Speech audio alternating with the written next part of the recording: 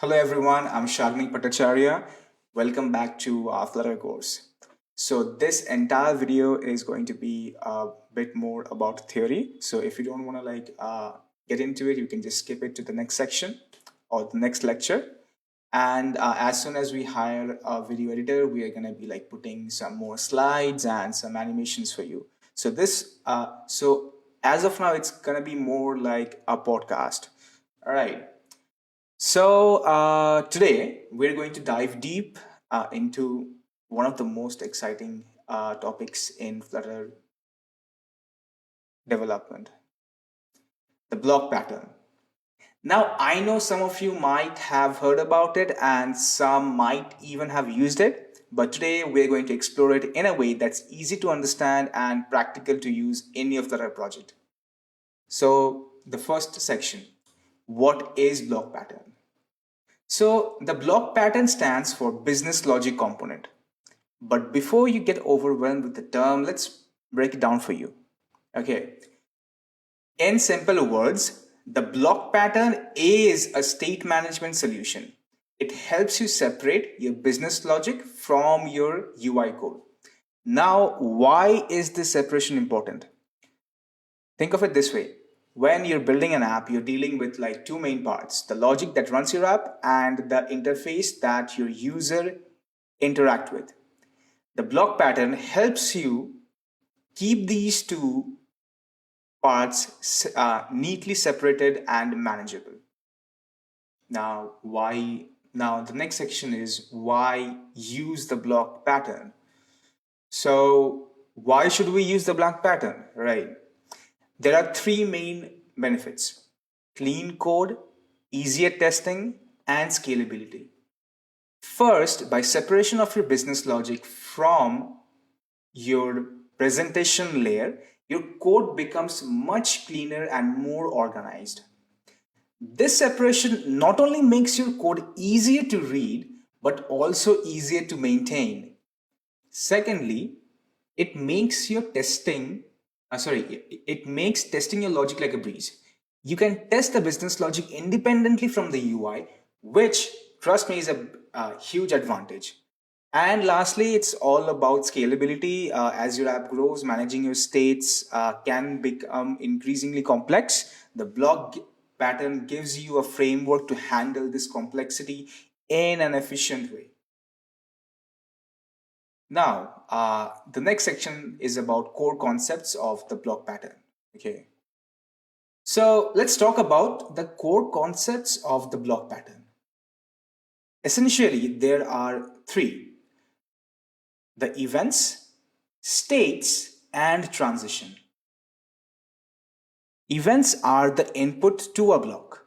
They are, let's say, things like user interaction, such as tapping a button or like pulling down to refresh.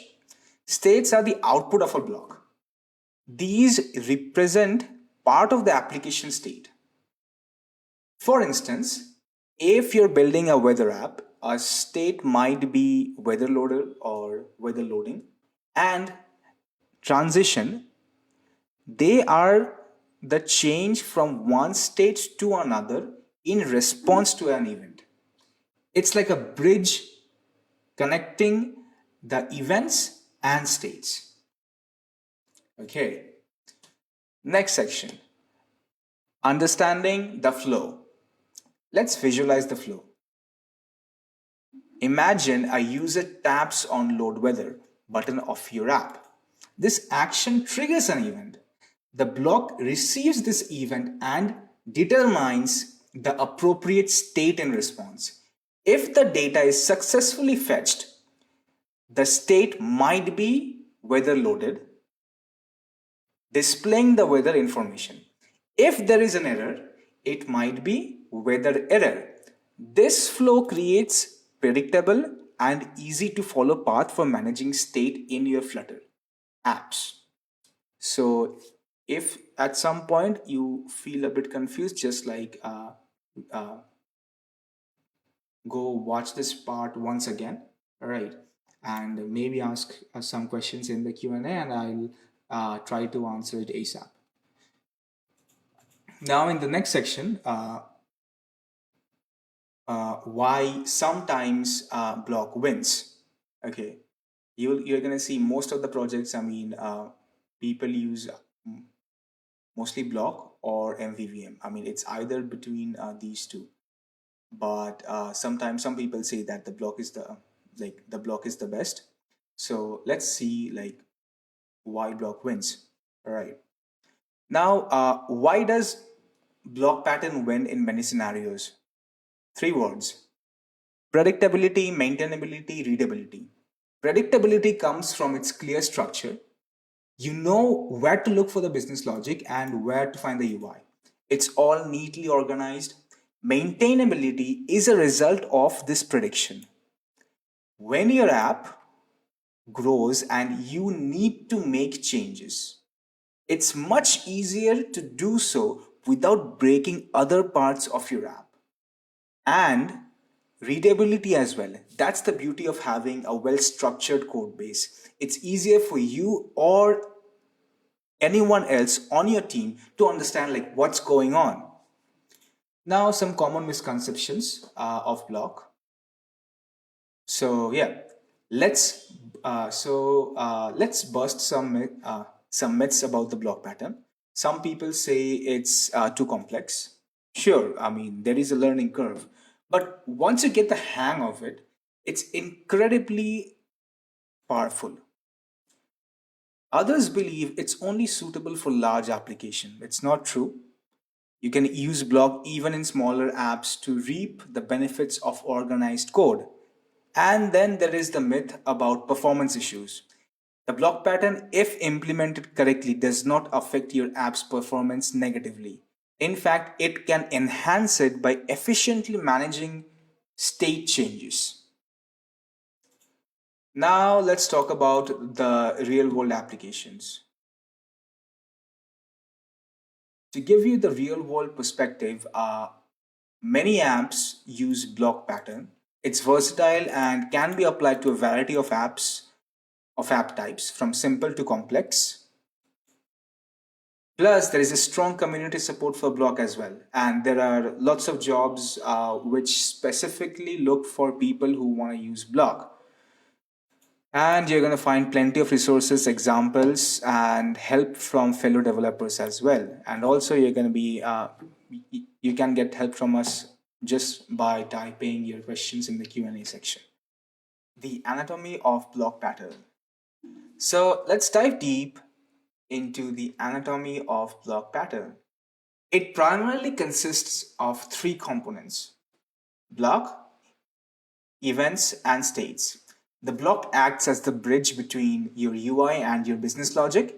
It takes in events, processes them, and emits state.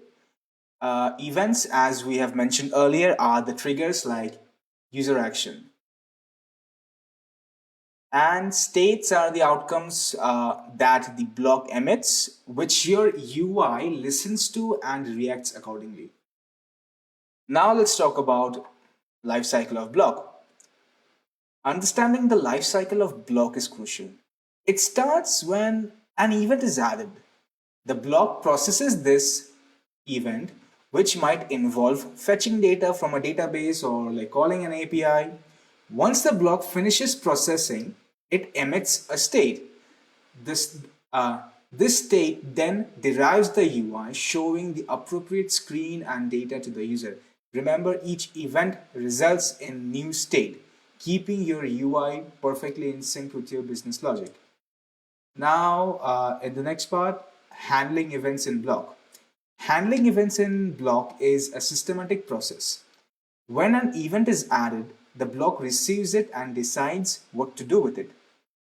This could involve making API calls, updating database, or any other business logic. It's important to note that the events should be distinct and descriptive. For example, load user event is more descriptive than just load event. This clarity helps in understanding and maintaining the code. Now, the next part, uh, state management with block. Managing states is a core part of block pattern.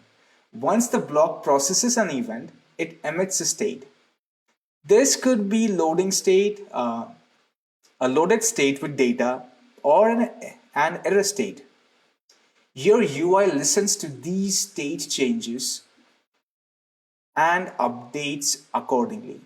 This is what happens when your app is, this is what makes your app reactive and dynamic. It's important to design your states thoughtfully.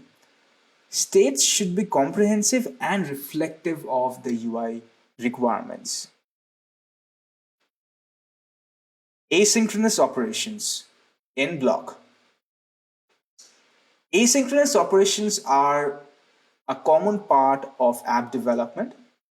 The block pattern handles these beautifully.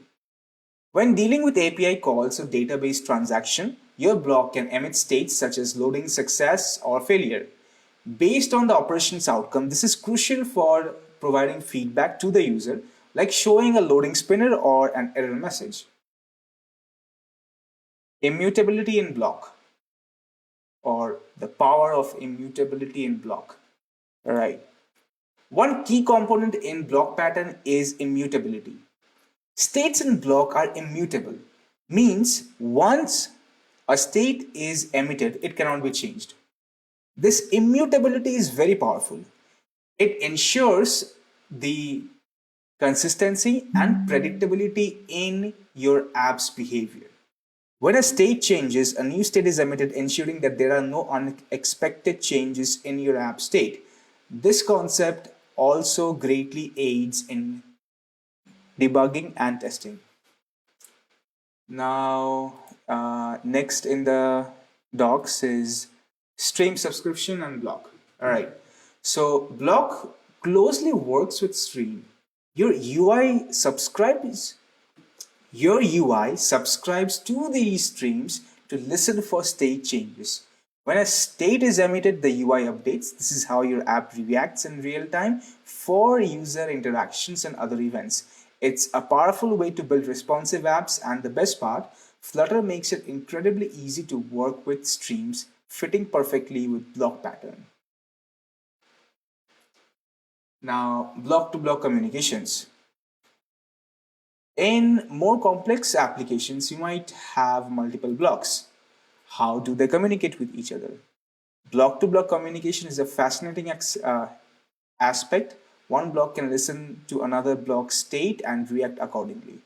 This allows for a modular and scalable architecture where different parts of your app can remain loosely coupled yet perfectly in sync. Now, in the docs, we have simplifying the complexity with block. All right, let's see. So in some complex apps, managing state can get a bit tricky, but here's where block shines. It streamlines complex scenarios like handling multiple dependent network calls or user interactions that trigger a chain of events. With block, you can break these complex processes into manageable events and states, keeping your code clean and understandable. Now, testing is an integral part of app development, and blocks makes it easier. With its clear separation of business logic and presentation, you can unit test your blocks independently. Mocking dependencies and checking how your block reacts to different events becomes straightforward. This ensures your app is robust and bug free. The next is error handling. Now, at this point of time, I'm just like giving out like different points of blocks. All right.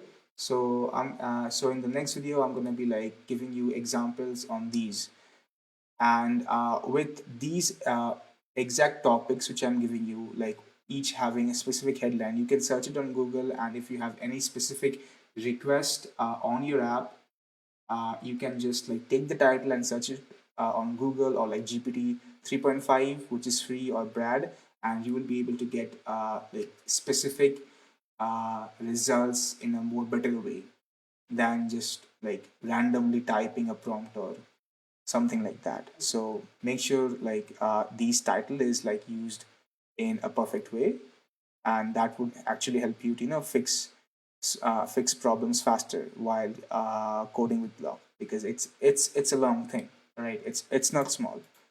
I mean, uh, based on it, like I'm just wondering, uh, like if MVVM or block is the best way to go for for I don't know, like for uh, a particular project. But let's see. And that particular project, I mean, it's gonna be like again, it's gonna completely depend like what the project needs, but uh, it kind of like feels that sometimes MVVM might be a bit easier than block, but at the same time, uh, other people like have a completely different opinion than me. So yeah. Anyways, let's keep the debates to the QA section. I'd like to see how you guys react with each other on this exact point. So error handling strategies. Error handling is crucial and block helps you do it right. When an operation fails, like a network request, you can emit an error state. Right. Now, understanding uh, context in block. So context plays a significant role in Flutter, and it's no different with block. You often need to access a block from different parts of your app. Flutter's built context helps in accessing blocks, enabling you to manage state from your app efficiently. This makes your app's architecture more cohesive and navigable.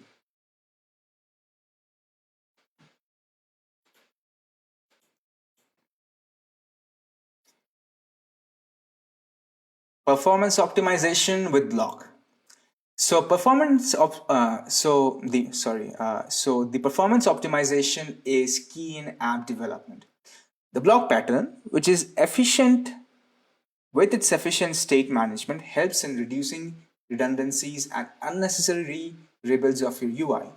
This leads to smoother performance and a better user experience, emitting states only when it's necessary, and you ensure your app remains responsive and efficient. Now, block with other patterns. Okay, while block is powerful, it is not exclusive. You can integrate block with other patterns like provider or repository to build a flexible and robust architecture. This hybrid approach allows you to leverage the strengths of different patterns, making your app's architecture more effective and adaptable. Now, block libraries and tools. So, fortunately, there are libraries and tools that make working with block easier. The Flutter Block library provides widgets like Block Builder, Block Listener, simplifying the integration of block into your Flutter app. These tools handle much of the boilerplate and letting you focus on building great features.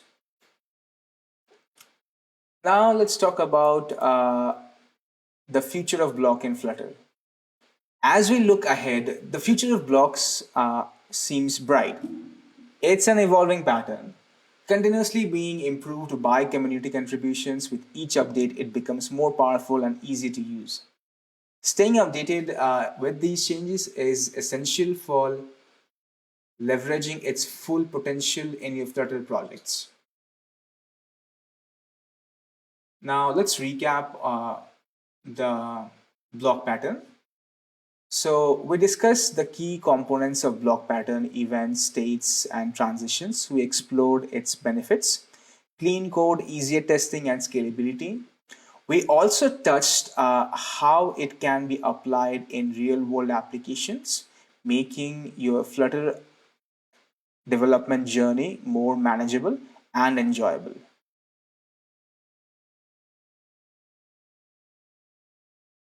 Now, as we wrap up this section, remember that the best way to learn is doing. The upcoming section is implementing the block pattern, which will give you a hands on experience. Also, keep an eye out for additional resources and advanced topics that will be provided in the course. Your journey with Flutter and Block is just a beginning, and there is so much to explore. All right. Thank you so much for joining me in this exploration of the block pattern. I hope this session has shed some light on this powerful state management solution and inspire you to integrate it into your Flutter projects. Keep learning, keep coding, and see you in the next lecture where we will put all this theory into practice. Have a nice day.